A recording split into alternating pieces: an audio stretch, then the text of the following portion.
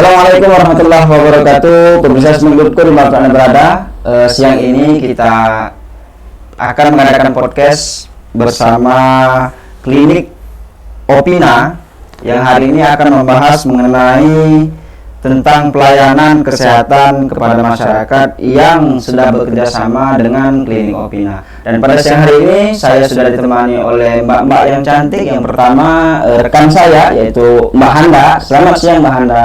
Siang Kak Edi, terima kasih. Oke. Nah, yang di tengah-tengah ini yang spesial. Ini narasumber kita yang spesial dari Klinik Opina yaitu Dr. Siti Rifda Rehadaisi yang tak kalah cantik tentunya dibandingkan dengan Mbak Handa. Selamat siang Bu Dokter. Oke. Bu Dokter, kita akan membahas mengenai pelayanan-pelayanan Klinik Opina terhadap kesehatan masyarakat.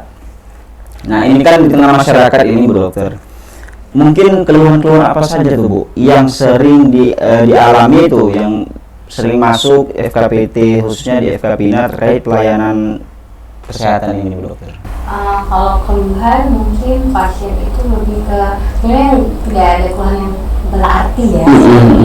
Jadi biasanya itu yang paling sering pasien kasih kritik dan saran untuk ke klinik kita sendiri itu biasanya di waktu tunggu, karena kan peserta kita lumayan banyak, jadi biasanya flow dari waktu tunggu untuk pemeriksaan itu agak suka terhambat aja sih. Apalagi kan kalau misalnya ada kasus-kasus yang harus ditangani lebih dulu. Jadi paling masalah itu, sama yang paling sering biasanya soal rujukan, karena kan masyarakat ini mungkin belum tahu nih kompetensi atau standar-standar untuk dirujuk. Jadi biasanya itu juga masih sering jadi keluhan sih dari masyarakat.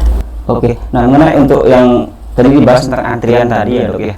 Kalau untuk pasien, kalau seandainya anak membawa orang tua tuh yang udah lansia, mungkin kalau menurut dokter ini belum sebenarnya urgensi, tapi karena anak tadi panik, orang tuanya harus ditangani, sedangkan yang lain kan masih antriannya masih panjang. Nah, itu cara kita mengatasinya itu bagaimana dokter?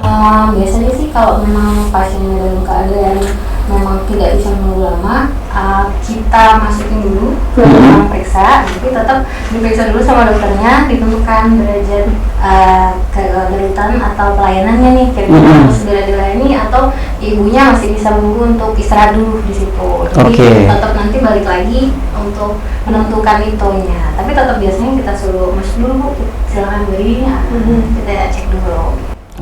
Tapi sering kan Dok, kalau seandainya pasien ini kan sering yang ingin cepet tuh, ada yang alasan ingin kerja, ingin gimana itu. Mungkin ada sering debat gitu kan, ini pasiennya belum harusnya tunggu antrian di belakang gitu, sering nggak Dok? Mungkin kalau itu saya kurang tahu karena menghadapi sama pasien pada saat itu biasanya orang administrasi, cuma biasanya itu suka ada keluhan itu ya itu aja sih waktu tunggu, karena pasiennya membludak di jam-jam tertentu sih biasanya kan, habis maghrib atau jam pulang kerja itu kan biasanya pasien suka berobat. Nah, di jam-jam itu tuh jam-jam yang suka membludak itu aja sih paling flow untuk dari ruang tunggu ke pemeriksaan itu agak melambat gitu. Biasanya itu yang selalu jadi perbaikan buat kita sih. Mbak Anda? Kalau di Klinik Opina sendiri itu setiap harinya biasanya jumlah pasiennya itu berapa Dok ya? Kalau di Klinik Opina sendiri satu hari itu bisa sampai 200-an. 200-an? Oh. Satu hari 200-an. Berarti kalau untuk mengatasi antrian tadi, kalau di Klinik Opina sendiri udah bisa daftar online belum? Bisa, kita bisa daftar online, pendaftaran untuk peserta JKN itu bisa lewat mobile JKN. Oh ya, aplikasi yang mobile JKN itu ya Dok, berarti bisa langsung jadi tinggal nunggu pemanggilan aja nanti. Tuh, Kak Edi jadi udah nggak capek-capek lagi. Lebih mudah ya? Lebih mudah, jadi kalau dia anaknya kan pasti lebih paham nih, ya kan? Pasti bisa langsung download aplikasinya, terus langsung daftarin. Dia dulu yang daftarin, kalau udah deket baru orang lain jemput gitu kali Dok ya. Nah kalau ini Dok, kalau itu tadi kan pelayanan Dok ya, kalau terkait dengan rujukan itu gimana Dok kalau di Klinik Opina? Kalau di Klinik Opina sih sejauh ini kalau untuk rujukan selagi emang sesuai dengan indikasi dan standarnya biasanya akan satu kasih. Jadi untungnya juga tuh bisa diajak komunikasi dan dikasih arahan. Jadi kalau memang untuk indikasi dan standarisasinya belum, biasanya kita kasih penjelasan dan pengertian ke pasiennya. Tapi kalau memang ternyata ini emang ada indikasi dan standarnya untuk bisa dirujuk, ya kita rujuk biasanya. Kalau di klinik Opina sendiri itu ada keluhan nggak Dok terkait dengan rujukan? Kalau keluhan itu paling itu sih miskomunikasi aja ya. Biasanya pasien kan, kok ini nggak bisa dirujuk Dok, kok ini nggak bisa ini. Nah itulah tugas kita biasanya kasih penjelasan terus pengertian juga bahwa nggak semuanya bisa dirujuk. Nah biasanya pasien setelah kita kasih penjelasan dengan baik, oh iya ya Dok, oh iya ya Dok gitu. Iya biasanya kayak orang-orang udah tua juga ya Dok ya, misalnya sakitnya udah ngerasa udah kayaknya parah banget gitu ya, gitu tapi padahal belum harus dirujuk gitu Dok ya. Tapi kan Dok, kalau sekarang kan zaman viral-viral tuh Dok. Kalau seandainya bukan kita menolak, tapi kan memang sesuai prosedur itu memang belum rujukannya ke sini dan pasien ini menolak. Nah itu cara kita mengatasi bagaimana? Karena kan kalau seandainya ini klinik ini menolak rujukan ini, nah itu gimana tuh Dok? Sebenarnya kalau dari awal tadi kan untuk pengambilan gambar dan foto pada saat pemeriksaan dan konsultasi itu nggak boleh. Jadi memang sebenarnya ada undang-undangnya. Itu juga udah sebenarnya tempel di beberapa area yang memang nggak boleh terekam sebenarnya. Cuma kan ada kecolongan tuh, itu nggak masalah sih selagi emang kita ngejelasinnya benar dan juga sesuai sama aturan aja. Tapi sejauh ini klinik Opina aman sih. Aman ya, Karena memang kita itu fokusnya di melayani pasien itu kayak keluarga. Iya, jadi boleh ditanya deh sama pasien klinik Opina. Jadi biasanya, oh iya di sini karena yang punya kliniknya juga membangun citranya itu pasien itu keluarga. Jadi kita melayani pasien itu seperti keluarga. Berarti memang pelayanannya masyarakat mungkin puas lah ya. Ditambah lagi dengan pelayanan BPJS Kesehatan ya. Kalau ini Dok, kita balik ke JKN dulu ya Dok ya. Kalau menurut dokter sendiri nih, sebagai seorang dokter yang selalu melayani pasiennya, program JKN itu sendiri sangat membantu nggak Dok? Kalau program JKN itu ya pasti sangat membantu ya, kan salah satu jaminan kesehatan. Karena kan pasien itu merasanya dia nggak perlu berobat atau apa, tapi dengan adanya jaminan kesehatan menjadi acuan juga kayak, oh saya punya jaminan kesehatan nih, saya ke dokter. Kadang kan pasien kan suka takut ya ke dokter atau misalkan nggak enak atau nggak percaya. Nah kalau ada jaminan kesehatan ini jadi membuka jalan juga untuk pasien tuh lebih aware sama kesehatan sih. Mungkin bukan nggak percaya tapi takut kemahalan gitu ya, karena adanya program JKN jadi dia udah merasa aman nih gitu, langsung berobat aman, terus diperiksa dokternya gitu ya Dok ya, karena dia udah mungkin udah bayar per bulannya sendiri gitu ya. Kalau Kak Edi gimana Kak, punya pengalaman sendiri nggak? Kalau pengalaman nggak ada sih. Nggak ada. Sehat terus, alhamdulillah sehat terus.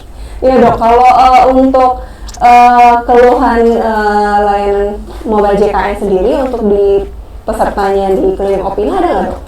Sebenarnya pasti ada, tapi karena kita juga punya penampung untuk kritik dan saran, biasanya dievaluasi per minggu, terus kita lihat keluhannya apa, terus kita tampung atau sarannya bagaimana, biasanya kita tampung, kita diskusikan dulu ke orang klinik, setelah itu kita cari dimasalahnya secepatnya dan semaksimalnya sih. Jadi emang udah ada penampungannya sih kalau untuk keluhan kritik gitu. Nah Dok, kalau JKN ini kan kaitannya dengan BPJS Dok ya. Nah kalau BPJS sendiri itu ke FKTP itu manfaatnya gimana Dok yang dirasakan? Sebenarnya manfaatnya banyak banget. Kalau untuk FKTP sendiri secara tidak langsung kan itu membantu pertumbuhan dari FKTP-nya ya. Kita kerjasama sama BPJS sudah sama-sama dari 2014. Yang tadinya mungkin kita cuma punya satu daerah, maksudnya satu tempat. Sekarang kita berusaha lagi, jadi biar makin maksimal melayani pelayanan untuk masyarakatnya. Jadi tadinya mungkin kita di tempat lama kita expand lagi nih kalau untuk klinik Opina, karena melihat peserta JKN yang lumayan banyak juga kan. Jadi mengurangi flow tadi itu salah satunya tuh. Oh gitu, berarti satu klinik itu dia berdasarkan beberapa wilayah gitu ya Dok? Sebenarnya kalau itu sih pelampahan pemberian peserta JKN-nya, cuma biasanya kan pasien ini kalau dia terdaftar di satu klinik, dia mendapatkan pelayanan yang maksimal yang menurut dia memuaskan, otomatis tuh nanti bilang ke keluarganya, teman-temannya kayak, ih mending kesini aja, jadi lumayan juga sih banyak kadang pasien itu datang untuk nanya gimana pindah pastel apa itu. Oh kayak saya, misalnya saya ini kan rumahnya di Nusa nih dok, kan nggak jauh tuh dari Gandus ya dok ya. Kalau saya pengen pindah ke kliniknya dokter bisa gitu? Bisa. Oh gitu. Kayak ini mau pindah juga? Enggak, mungkin sebenarnya aja, terlalu jauh. Jauh ya. Oke. Oke. Udah, closing. Oke, pemirsa Smegotko, itu tadi perbincangan yang mungkin teramat seru mungkin untuk mengedukasi khususnya kepada masyarakat mengenai pelayanan kesehatan pada masyarakat. Mungkin dari saya dan Mbak Handa, begitu juga dengan Bu Dokter, mungkin hanya itu yang bisa kami sampaikan.